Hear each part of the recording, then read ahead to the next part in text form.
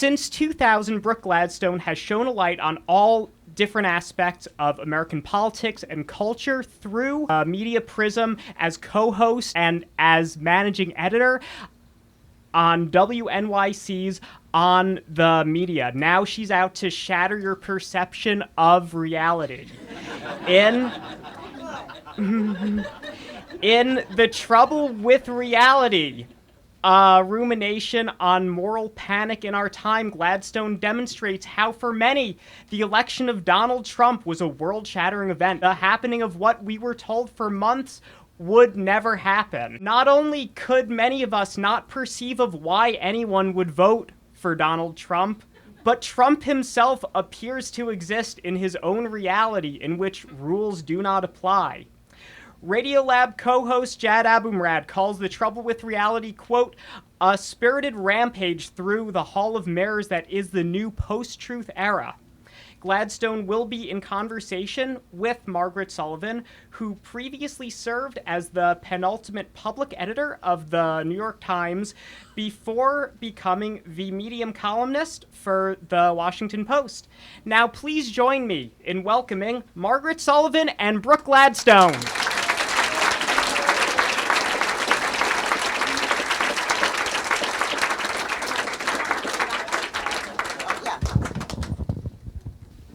Well, hello, everyone.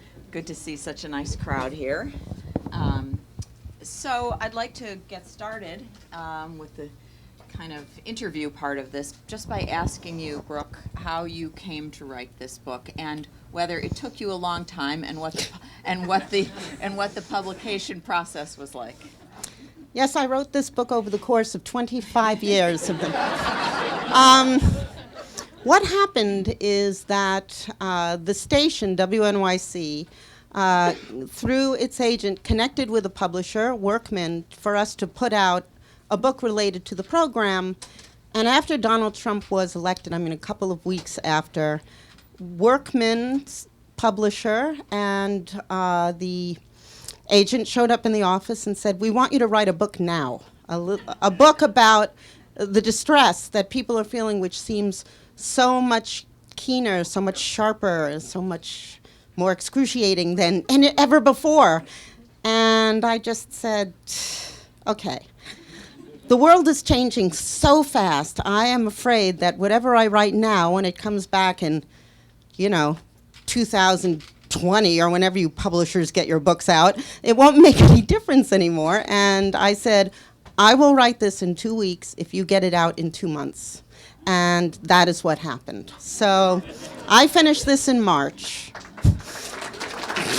Well, wait till you read it before you applaud. But okay, well that is extremely impressive in the world of books. Was The Trouble with Reality happening before Donald Trump became president? Oh yeah, we've always had trouble with reality because we've never all lived in one. We all carefully handcraft our realities. We can't live without simplifying the world and making it comprehensible. And we really can't comprehend the world as it is. So like animals that have sharper senses in some areas and duller senses in others, we pick up some things, we don't pick up other things. We see the seen and the unseen, and we weave them together into a kind of a universe that makes sense to us. And that's a real shorthand for what I sort of lay out in the book. We create this problem, and we have to, because it's a necessity for being able to function. On the other hand, what happens is that when these realities are so disparate from each other, then in the great highway of infinite realities, you can have a colossal multi-reality smash-up with piles of shrapnel flying all over the place, and that's where we find ourselves now. So, what has been a particularly worrisome moment in this recent passage?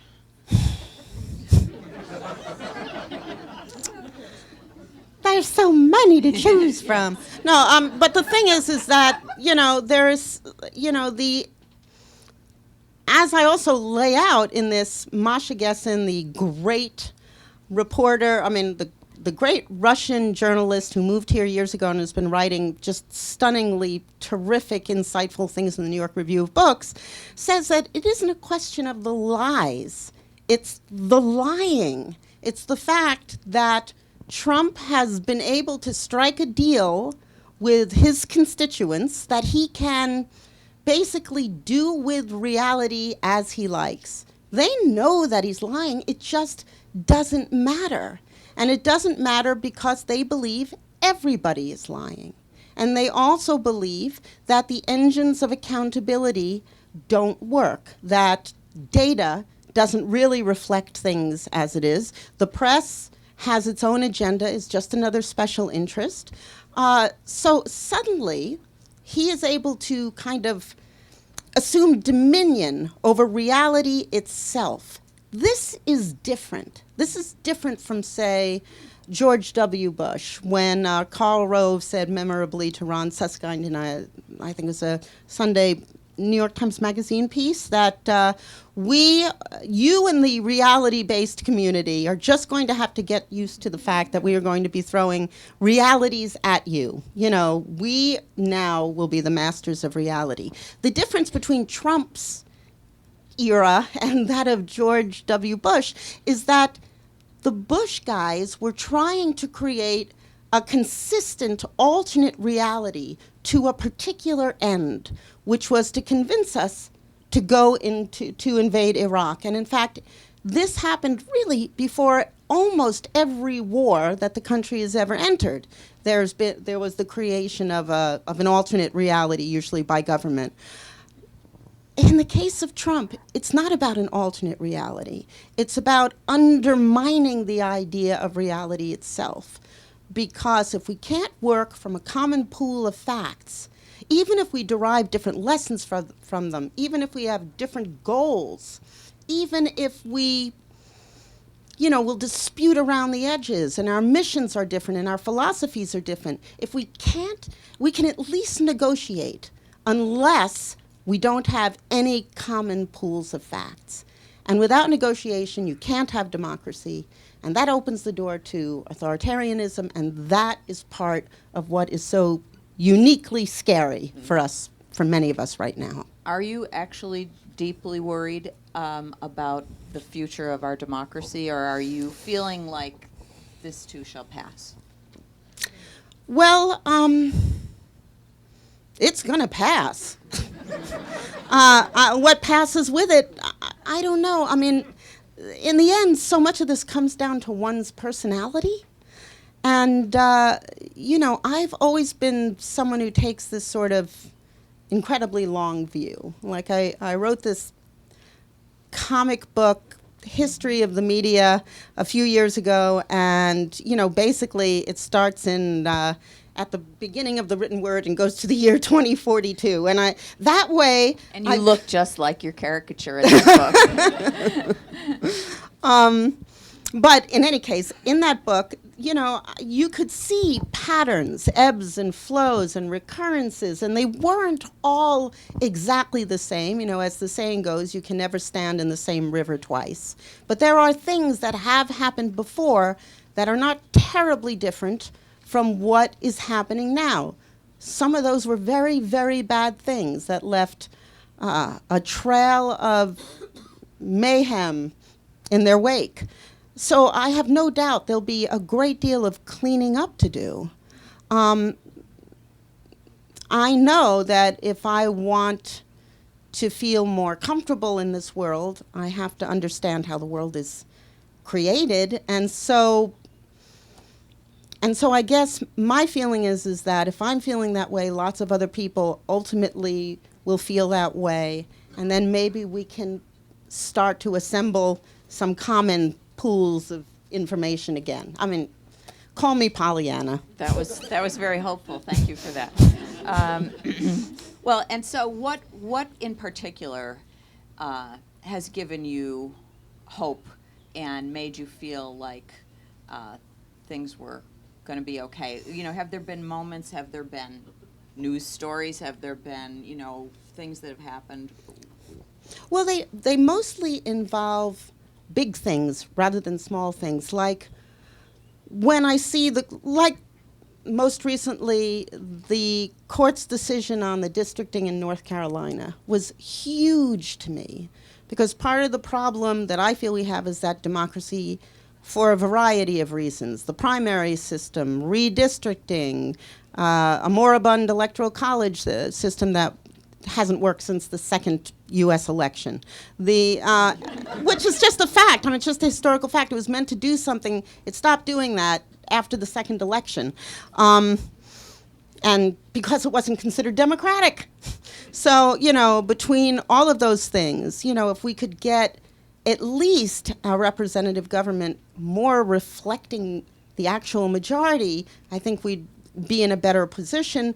And so that decision, which speaks to so many other decisions, really cheered me. For one thing, it shows that the court can still work. So we got that going for us, maybe for a while. And then the other thing is, you know, the levels of engagement, you know, the sense of volunteerism that I've seen, and the people who will write their representatives, or more important, phone their representatives. You know that they don't care if you sign petitions. You have to phone them, which is a pain, but they count that. So, you know, that kind of thing makes me feel, you know, I haven't seen this kind of level of that since I was really young, and maybe not even then.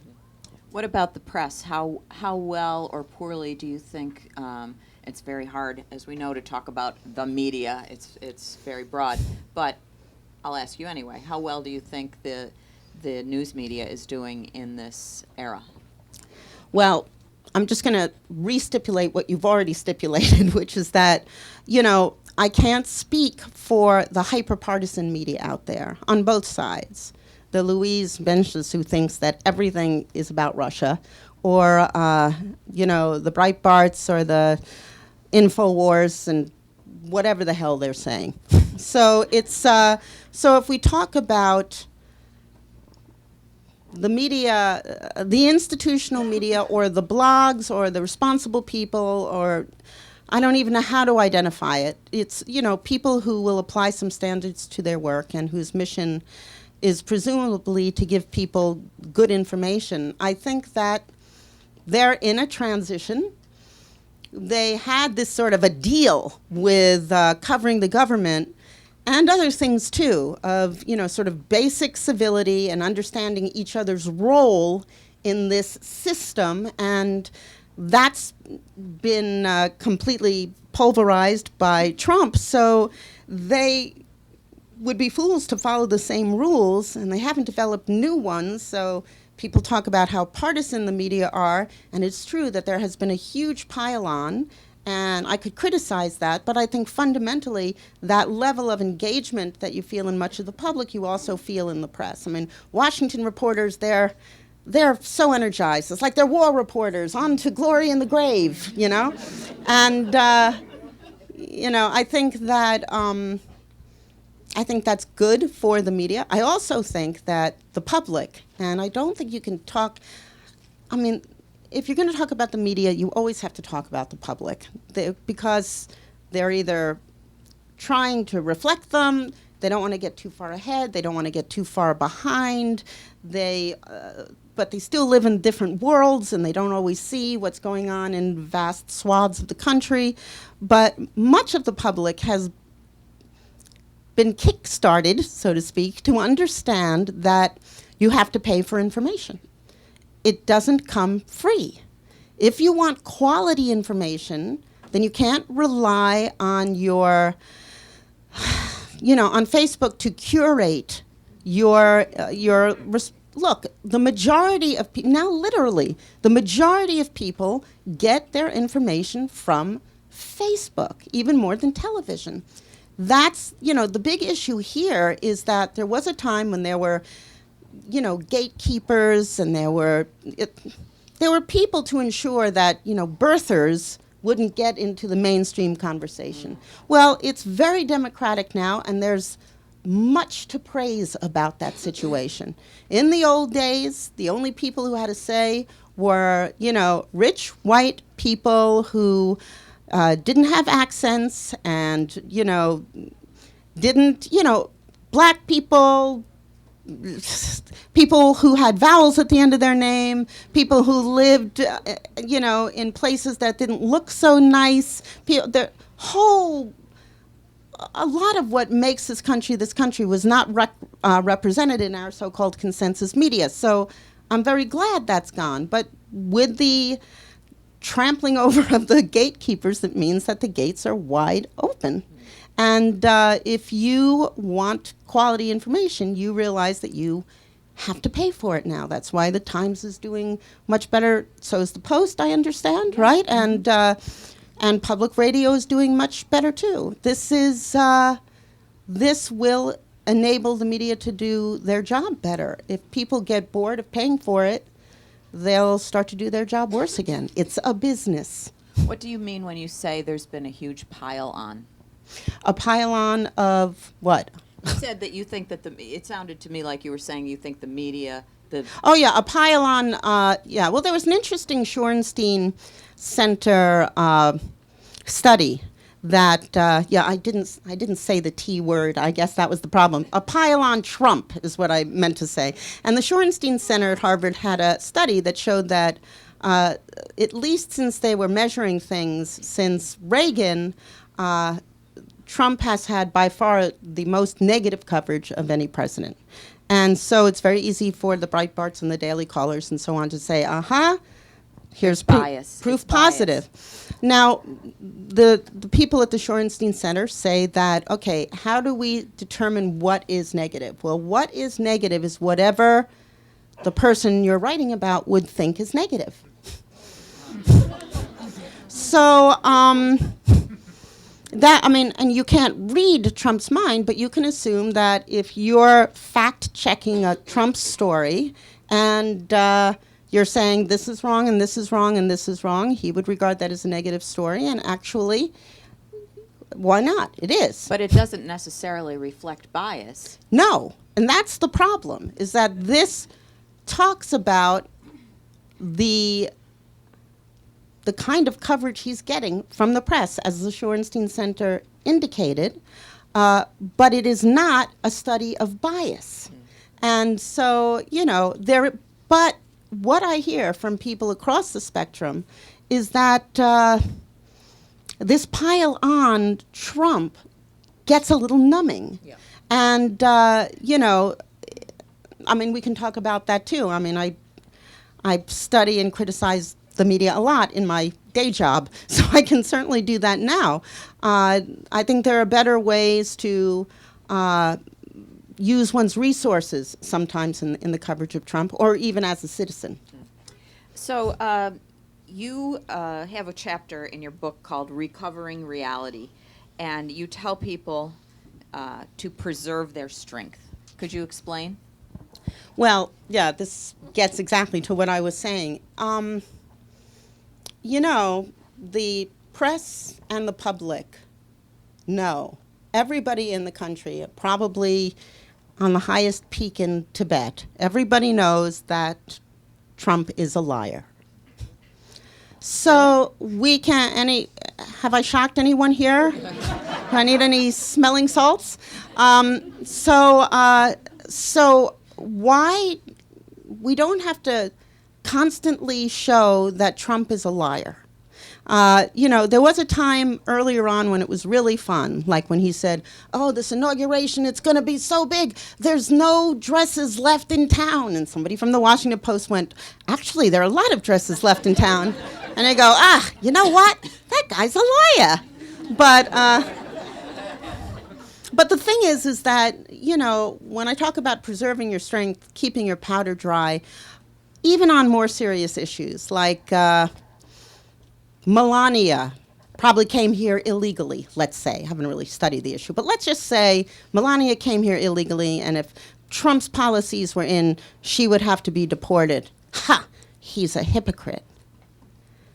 Big deal. Do you like Trump's immigration policies? Because if you do, maybe you have a problem. If you don't, shut up. Are you defending them? You know, it's like, why tie yourself in knots over petty hypocrisies? So is it a kind of pick your spots? Pick your issues, the ones that best reflect your values, and act on those.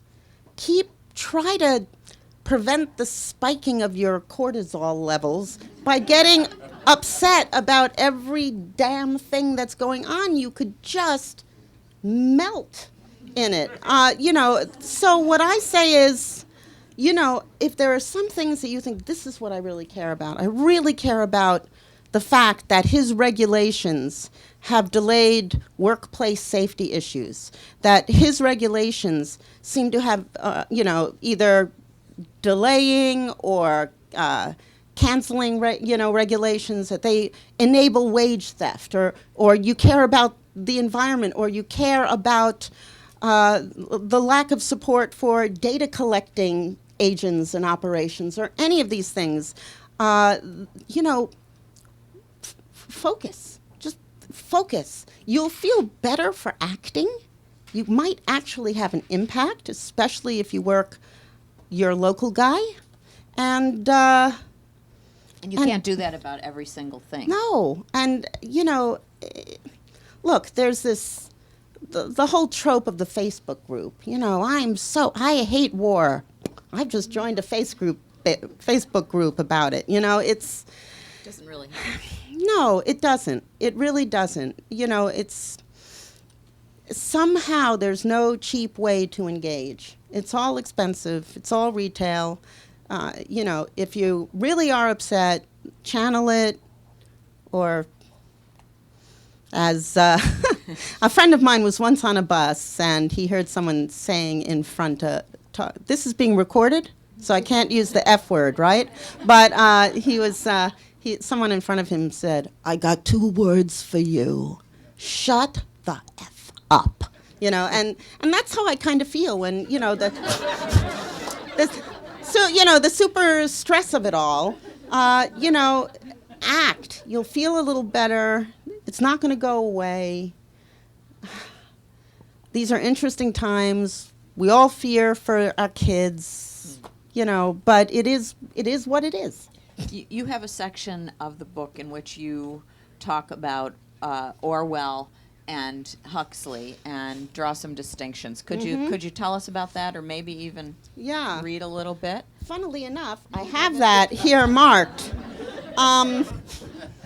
This comes from Neil Postman's really great book called Amusing Ourselves to Death. It's in the foreword, he distinguishes between the kind of world that was envisioned by Orwell in 1984 and Huxley in his dystopian novel, Brave New World. And what he wrote was that Orwell feared that the truth would be concealed from us. Huxley feared that the truth would be drowned in a sea of irrelevance. Orwell feared that we would become a captive culture. Huxley feared that we would become a trivial culture. In 1984, Orwell added, "People are controlled by inflicting pain. In Brave New World, they are controlled by inflicting pleasure." In short, Orwell feared that what we hate will ruin us. Huxley feared that what we love will ruin us. Pretty good stuff. Everyone should obviously run out and buy this book. I wish I'd written it. I did a lot of creative stealing in here. We're going to go to questions. So there are microphones, and have at it. I think I'm going to fail. Wow. You're leaving? No, but I don't. Oh, you did great. No, I mean, whatever you... Yeah. Okay. I leave Brooke I'm being to you. abandoned. Margaret Sullivan, ladies and gentlemen. The great Margaret Sullivan. Hi. Thank you very much for coming. Thanks for your program. I love listening to On the Media. Thank it's you. amazing. I many years ago, the Weavers during the Reagan era did a reunion concert, and what they said was they were trying to reassure everybody. They said, "This too shall pass. I've had kidney stones, I know." So, and I sort of feel like there's a lot of parallels between the Reagan era and the Trump era, because Reagan really tried to manipulate the media, because he was very good at it. And I was wondering if you could comment on the similarities, but I don't know if you see them. Well, Reagan started evading the mainstream media really effectively. He was probably the first to sort of go above the heads of the mainstream media. This was a technique that was followed as technology would allow by every subsequent president, Democrat and Republican. Reagan was one of those alternate reality type people as well, trees will kill you or they pollute or something like that. He tried to get rid of the EPA and then had to reconstruct it and brought back Ruckelshaus to do it, right, who had initially created it under Nixon. He wasn't as disconnected from the world. I mean, to be honest with you, there have been plenty of presidents that I've feared or I've doubted, or any number of things. There have been many political periods where I felt an enormous amount of stress, but I just feel that Trump is a world apart from those things because there seems to be no way to get purchase on this guy. He is truly his own reality, and there isn't anything that happens that he'll pay attention to unless he's at the center of it. In fact, there was a story, I think it may have been in the, was it in the Times, Fred? When someone said, to get him to read to the bottom of the memo, you have to put Trump, Trump, Trump, Trump, or else he'll just stop reading. That's the kind of thing we're dealing with here. So I don't see, and also, Reagan never condemned the press as an unnecessary institution without a mission. I honestly don't see a huge comparison between the two. Although Reagan did try to make up things that he said that happened in movies and say they actually happened in real life. He either did it on purpose or he was confused. We don't know, but it was he had a doctrine. Yeah. There isn't any doctrine. Anyway. Thank you. Mm-hmm. Could you comment on how you see on the media being positioned politically? I'm a huge fan. I subscribe to the podcast. But are you and Bob Garfield piling on? I mean, I don't recall many segments that are in any way supportive or defending Trump. Not that necessarily believe he. No, we haven't had any. I think that if we show balance, it's that we attack the same syndromes in the left as we do in the right. No, we don't go out of our way to say, well, Trump, didn't insult anyone today. It's just, I mean, maybe that comes into the zone of, normalizing, setting a bar so low. I don't think it's our job to do that. This week we talk about the weird conspiracy theories that infect the left, and we've talked, during the Obama era, we talked a lot about using the State Secrets Act to close down trials and information and, trying to get leakers and his aggressiveness in that area and all sorts of things. So we've applied the same kind of metric. In other words, the things that would horrify us then would still horrify us now. But the question of how we approach it is one that Bob and I continually deal with. We had a podcast the day after the election called What Next or Now What or something like that, where Bob and I are yelling at each other. We were in such, we got a lot of tweets going, I hate when Mom and Dad fight.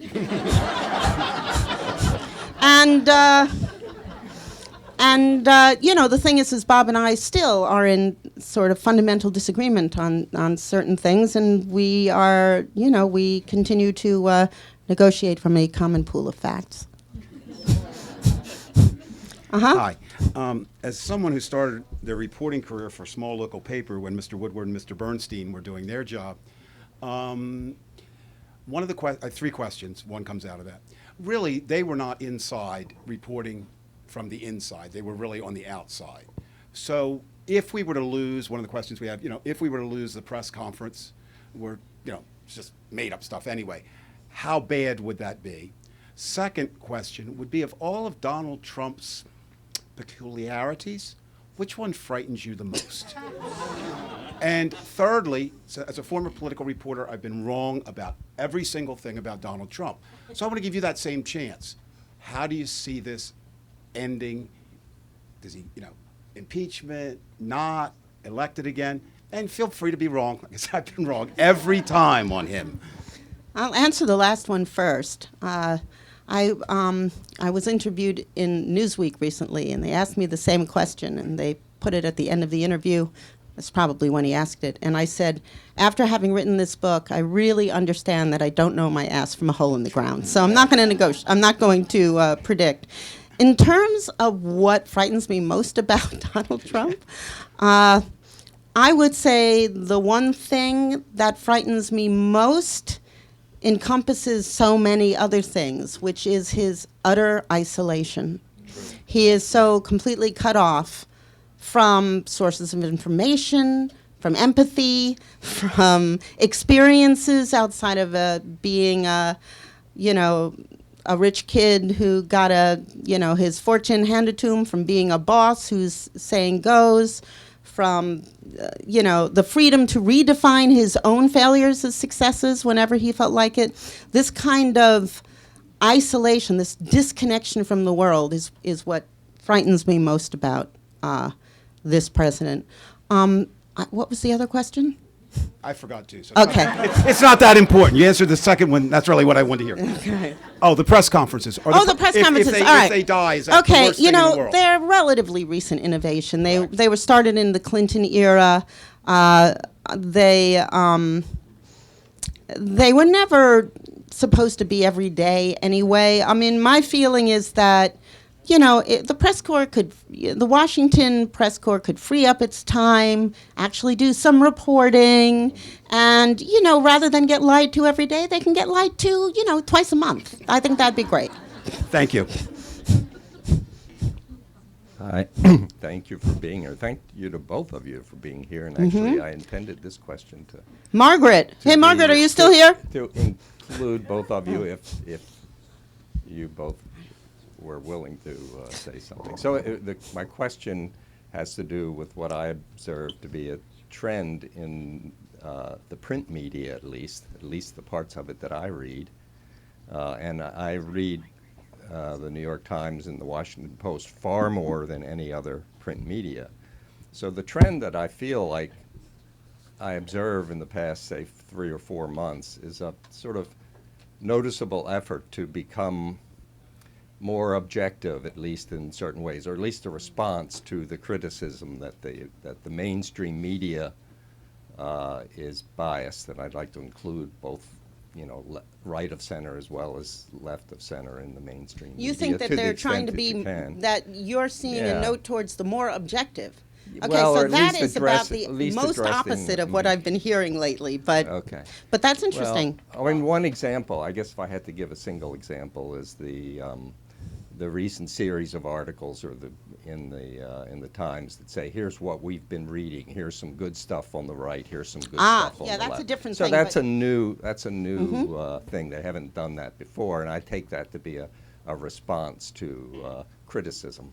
I think So anyway, it's a two-part Margaret. question, and the first part of the question is: would you agree that there's been, in your opinions, any trend along these lines in the left of center mainstream media? And regardless of your answer to that, do you feel that there have been any trends just more generally in the mainstream media and especially on the right of center? They have been, what I'm observing for the Times and the Post, been reciprocated in any way or equaled in any way by the Wall Street Journal or whatever? Some of that stuff I can't answer because I don't have a good answer, but I can respond to this here's what I'm reading thing that you're talking about.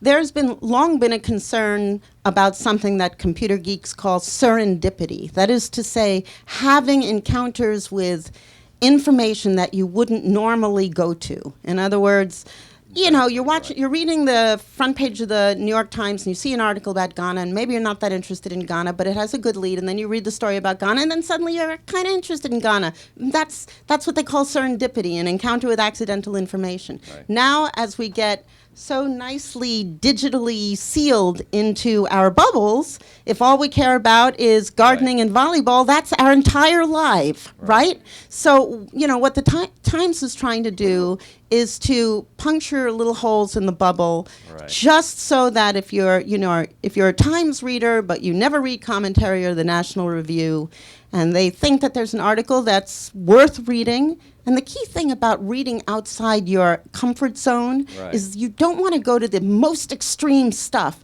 because that's just validating. That's not going to challenge you at all. You go, these people are crazy. I was right to begin with.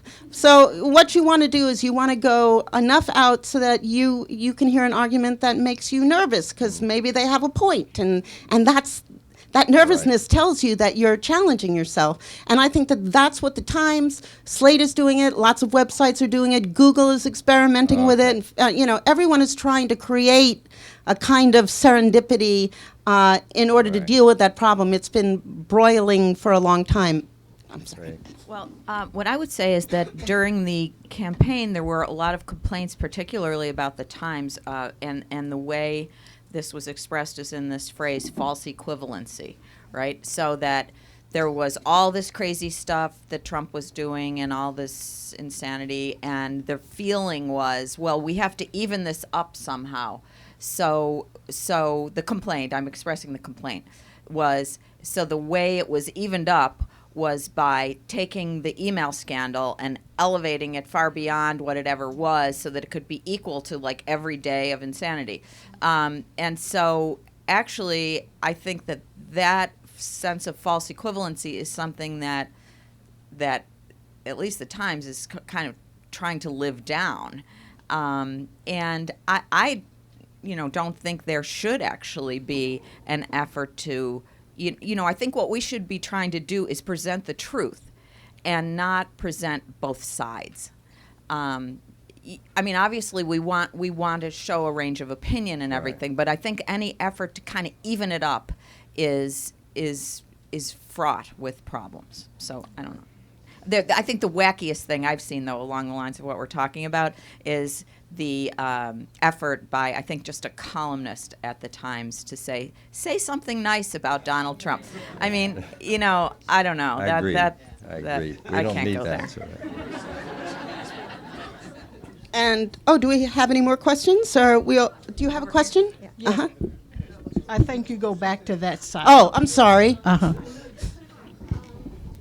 Well, as someone who used to work with Neil Pierce, he did write a book in the 60s about the Electoral College, and there was legislation offered, and it didn't happen. Second point, I'd like to know, could you talk a little about the way the news cycle happens on a story? So, for example, leading up to this most recent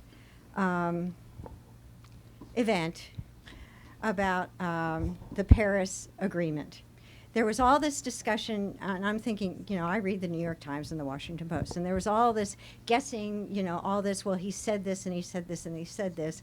And then he says it, and then afterwards, it seems to me, I've been seeing in the Times little articles and graphs that say what exactly the details were of the Paris Accord. And so, like per capita, what it would have cost an American for all that money. And it just seems to me that I get the details of what's really in the issue at the end of the cycle? At the end of the cycle. As opposed to, so that I, as a person who doesn't understand what's in the accord or the issue du jour, can say, well, yeah, I really think, look at these details. Wow, well, I would think this way. And then... Yeah, I mean, it's a really good observation. I don't know, I'm not sure what the question is, except that I do feel that there is always more attention than perhaps is warranted on the politics of the issue and less on the substance of it. Do you want to say anything there? I think that's absolutely right. And speaking of the Shorenstein Center at Harvard, the Shorenstein Center looked at the coverage during the campaign and it showed that it was very, very oriented toward the horse race and not at all oriented toward substance and toward issues. And while we all want to say that is terrible, that should never happen, the truth is that those are the things that everyone wants to read. Everyone wants to read the horse race, and so it's kind of like saying I love broccoli, but you really would prefer to have the hot fudge sundae. I mean, how do I know that? I mean, there've been studies done about what, and we look every day at traffic on stories. So the You metrics can know are a lot very better easy. now than you ever could Yeah, before, the metrics because are where very do easy people to click? come by. Where do they share? Yeah. How long do they stay on that story? But I'm and so not on. saying that's a good thing. But it is something that has been happening more and more, and it is a problem. Okay. I just want to say, as a woman of color and a descendant of people who were enslaved and who's well steeped in the history of slavery in this country and what happened during Reconstruction that came out of it, for some of my people, we did believe that he could win because we fully feel and understood the hatred in this country. And if you listen carefully, it didn't start yesterday. It started some time ago. But even then, the media existed, not in the way it did now. And you see, parallels in terms of what was covered.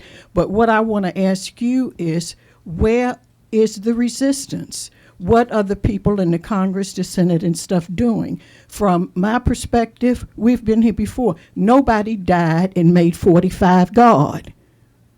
Now, where's the resistance from the other people? They have media people and people who do press work, You mean, why aren't the Democrats, or why aren't the people? Republicans or anybody. Why doesn't anybody care?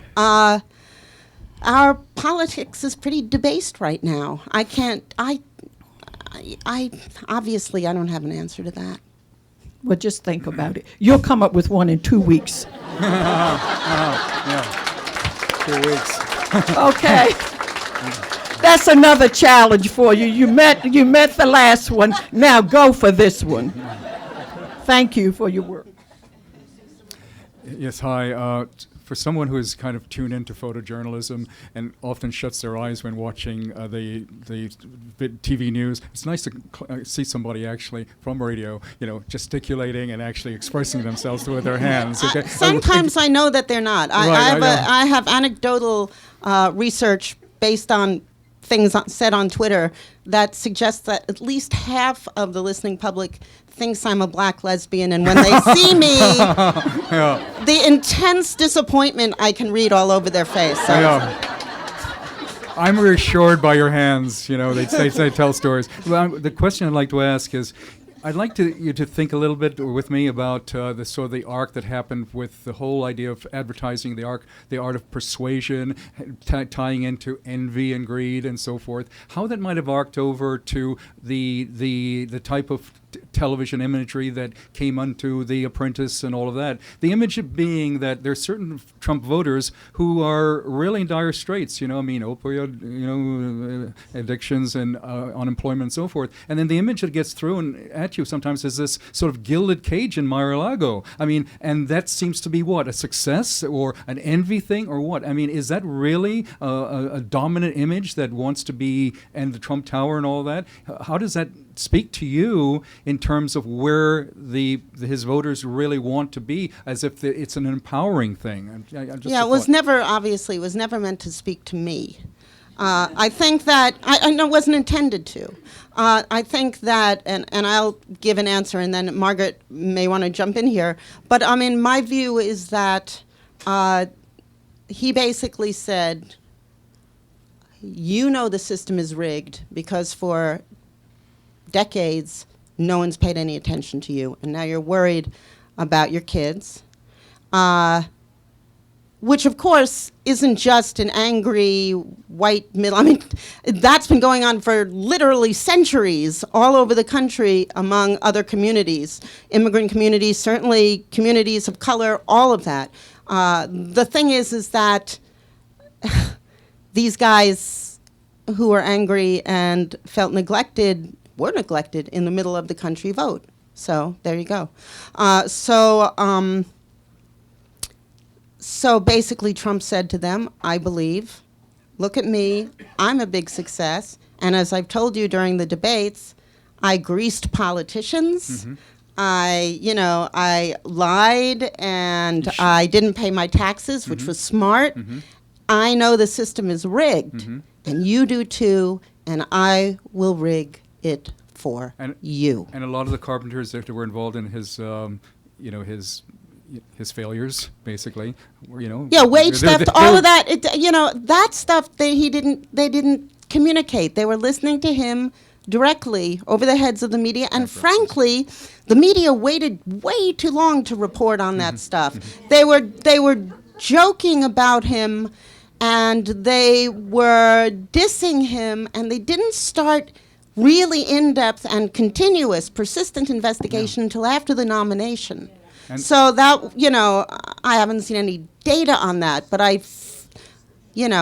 anyway, but what do you think? I appreciate that, but there's so many images also. Eminent domain. I'm the champion of eminent domain. There's a little house that's in the way of my casino. It's got to go. You know what I mean? Those were some incredible photojournalism images that I would have... Yeah, but you were more attuned to those than other people Thank you were. very much. Do you, Margaret? Thank you. Really quick. I think that those images were less important than the fact that Trump seemed to be talking about jobs. And that you can parse this election 1,000 different ways, all the things that went right or wrong for different people. But I think that he seemed to be talking about people's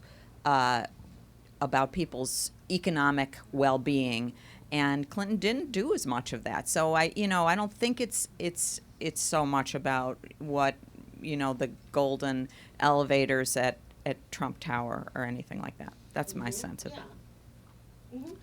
You talk about this as a time of moral panic, and so I have a moral question, or I'd like a little moral guidance on something. I have noticed in myself and in people that I speak with this understanding that Donald Trump is so impervious to what we think of as sort of the larger scale objective reality that it would require something really, really big, really clearly bad, like a stock market crash. Genuine crash, or North Korea actually exploding a nuclear weapon over somebody's head, to puncture that little bubble and to convince the president, or at least the people around him, that he's really not doing things right. The problem is that obviously that involves an enormous amount of suffering for an enormous number of people. And it also plays into the hands of people who say, oh, you just want to see him fail. You just want to see him fail. Well, no, you want to see reality, and you think maybe his failure has to be dramatic enough to make reality impinge, but that hurts a lot of people along the way. What do you propose, if you have a proposal, what do you propose we do about that? Margaret? I really feel that you have the expertise. Can I have 2 weeks? I'll get back to you. Absolutely. You can do that after the other book. Number 3. Hi there. Really big fan of yours. I ask you the long-term view. I'm a librarian myself, so I'm aware, I call myself a person of verified information. So I know you actually mentioned beforehand that information goes in and out. There's waves of information. And I know that journalists write the first draft of history. Do you talk to other librarians, other archivists, to say what is going on in the future, how this information will be saved? Because as much as we can say that Trump is unpopular, he's only at 38%, it's majority of people believe in a different kind of reality. I mean, even if he were to somehow become an authoritarian and take control of large, even the Soviet Union had dissidents. Even the Soviet Union, there were all different kinds of authoritarian states that actually had a large number of secret reading rooms. So information cannot be fully controlled no matter how well you do it. So I'd ask, what are you planning on doing for the long term? You talked about how things will actually change. Not the time you cannot have to, but I'm saying in your show itself. Well, it's an interesting thing because people are concerned about the fact that information is being taken off of websites at great rates, and there are organizations that are trying to migrate some of that database to Canada and elsewhere so that we can get back to it. It's kind of like in the Middle Ages, the monks with the repositories of information that was no longer allowed. Hopefully we aren't entering into another dark ages. And by the way, librarians totally rule. And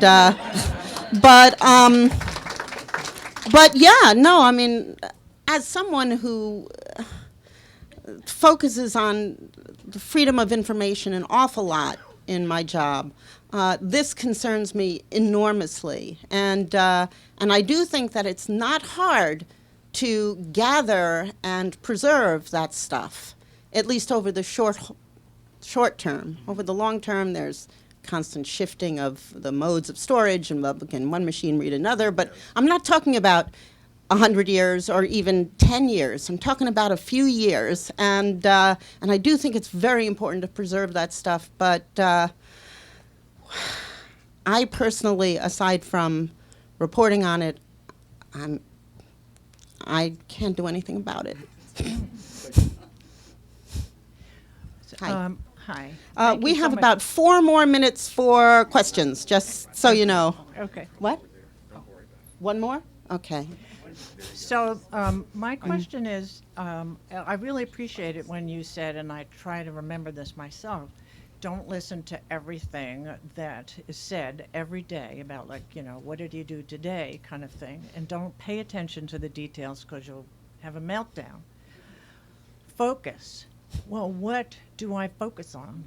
What do Well, that's your, no, that is, you know what to focus on. No, well- you know what you find the issue or issues that you really care about, and then And what? They're like what? Yeah. I mean, I I mean, have there's no so, you know, the environment, women's rights, racism and But is hate that really speech, gonna the make a difference? preservation of health care.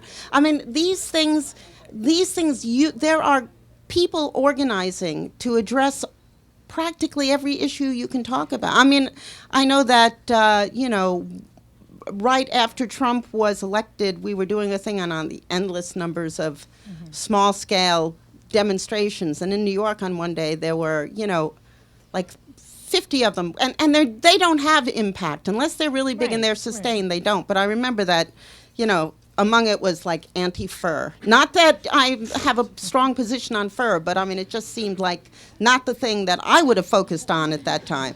But my concern though is that even if there's 100 people who are want to support Planned Parenthood or supporting the environment or immigration, I don't have a sense that it is going to make a difference. It will over the long haul on the local level. Now, if you live in D.C. or if your congressperson isn't, you might have to.